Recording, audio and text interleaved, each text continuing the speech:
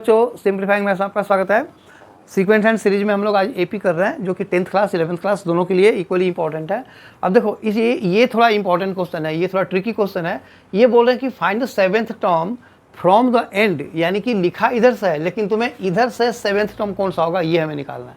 ठीक है, तो देखो ऐसे क्वेश्चंस करने का सिंपल सा रूल है, seventh term from the and. जब भी फ्रॉम द एंड वाला क्वेश्चन हो ना, तुम इस सीरीज को रिवर्स करके लिख दो और फिर जो सिंपली हम निकालते हैं ना सेवेंथ टर्म या 20th टर्म, उस वाले फॉर्मूले को यूज करो। तो इसमें क्या लिखोगे, सेवेंथ टर्म फ्रॉम एंड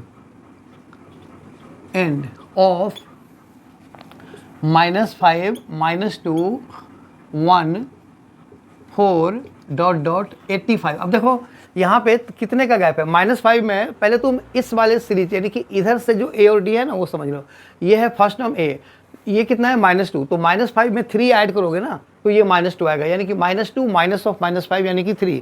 तो इस तरफ से जब तुम लेफ्ट साइड से राइट की तरफ जा रहे हो तो 3 ऐड हो रहा है, यानी कि कॉमन डिफरेंस की वैल्यू कितनी है, 3 है। लेकिन जब तुम इस सीरीज को रिवर्स कर दोगे इधर से तो वो -3 हो जाएगा, यानी कि 85 से जस्ट पहले क्या आया होगा, 82 आया होगा और फिर ये 85 आया होगा। ये क्लियर हुआ। तो seventh term from the end of this is equal to seventh term from start या बिगिनिंग, कुछ भी लिख लो, बिगिनिंग ऑफ। अब इधर से इसको लिखना शुरू कर दो, ऑफ 85 फिर 82, यानी कि इधर से 3 ऐड करके हम आगे जा रहे हैं। तो जब इधर से चलेंगे तो 3 माइनस करते हो जाएंगे। तो 85 हो गया पहला नंबर, 3 माइनस करोगे तो ये आएगा, फिर 3 माइनस करोगे तो ये आएगा, एंड डॉट डॉट ये तुम अपना टर्म लिख दो, यानी कि 1 फिर -2 और फिर -5। ठीक है ना। तो इस सीरीज का अब हमें सेवेंथ, सिंपली जो सेवेंथ टर्म है ना वो निकालना है। So here a equal to 85, d equal to 82 minus 85 equal to -3। Therefore a7, ये जो a7 है अब बिगिनिंग से निकल रहा है क्योंकि देखो इधर से ही निकालना है ना।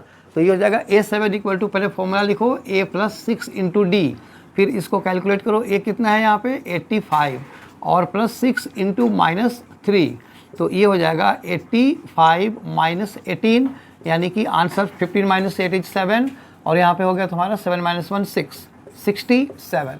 ठीक है। सो आई होप ये जो इसके अंदर कॉन्सेप्ट यूज हुआ है वो बढ़िया से तुमने सीखा है। अगर ये वीडियो समझ में आया तो इसे लाइक करो, शेयर करो एंड सब्सक्राइब जरूर करना। Thank you.